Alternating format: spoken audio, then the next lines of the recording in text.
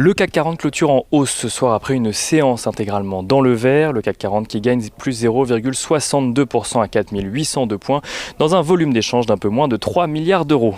Le marché aura amorcé un rebond dès le début de la séance, porté par la clôture des marchés américains, puis par la publication des indices PMI en France, mais également en zone euro. Si l'indice PMI composite pour le mois de septembre est jugé décevant en France par les investisseurs, s'estimant à 48,5 points contre 51,6 pour le mois d'août, il traduit surtout un écart entre l'activité manufacturière qui reprend des couleurs, se redressant d'un point par rapport au mois d'août, et les services qui continuent de reculer, passant de 51,5 pour le mois d'août à 47,5 pour le mois de septembre. Une tendance similaire en zone euro où IHS Markit publie un indice PMI pour le secteur manufacturier en hausse pour le mois de septembre à 53,7 points contre 51,7 pour le mois d'août. Les services perdent 2,5 points en revanche et repassent sous le seuil des 50 pour le mois de septembre. La zone euro qui doit la progression de son activité manufacturière à l'Allemagne qui a atteint un niveau à 51,6 points, niveau jamais atteint depuis janvier 2018. L'indice PMI composite de la zone euro ressort donc tout juste à l'équilibre entre expansion et contraction. Aux États-Unis, les PMI restent globalement stables, quoique légèrement en repli. Le PMI composite ressort à 54,4 points en septembre contre 54,6 au mois d'août, tandis que dans le détail, le PMI des services, le secteur le plus touché par la pandémie, ne recule que très légèrement à 54,6 pour le mois de septembre contre 55 points au mois d'août.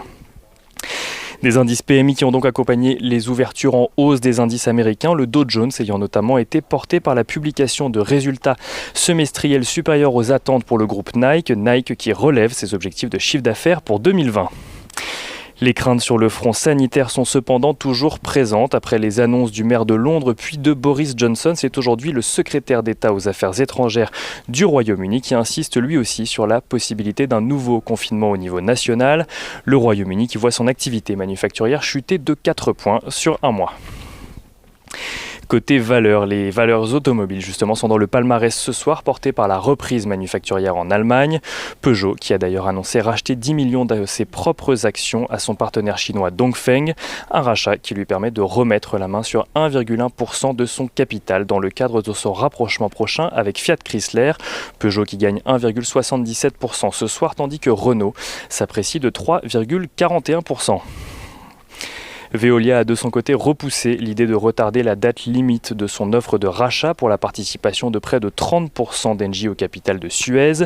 Cette annonce intervient alors que Suez a demandé un délai supplémentaire pour proposer des offres alternatives au rachat de Veolia. Engie, de son côté, a demandé à revoir le prix de l'offre tout en exigeant des garanties en termes d'emploi.